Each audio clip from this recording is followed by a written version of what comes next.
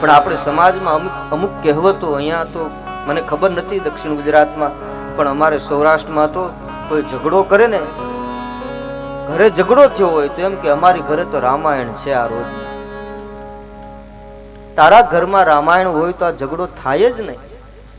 પણ આપણે કહેવતો જેવી બેઠાડી દીધી છે, આપણે જ આપણા મૂલ્યોને હલકા કર્યા છે. આપણી વિચાર ધારા પ્રમાણે કંઈક આપણું જીવન એ દિશા તરફ વિકૃત થતું જાય છે. રામાયણ તો કઈ અમારા ઘરમાં તો રોજની રામાયણ. જેના ઘરમાં રામાયણ હોય ત્યાં ઝઘડો થાય? રામાયણ હોય જ્યાં તો અયોધ્યાનું શાસન હોય ને તો એકબીજા ભાઈ કોઈ લેવા તૈયાર નથી. અયોધ્યાની ગાદી ભરતજી સ્વીકારવા તૈયાર નથી, પોતાના ભાઈ માટે રામ સ્વીકારવા તૈયાર નથી. એકબીજા અયોધ્યાની ગાદી જેમ બાળકો દડે રમે એકબીજા સામે સામું ફેંકે, એમ અયોધ્યાની ગાદીને એકબીજા ફેંકે છે. આ છે રામાયણ. આપણને આપણા નિજ ધર્મ ઉપર ચાલવાનું શીખવે છે રામાયણ.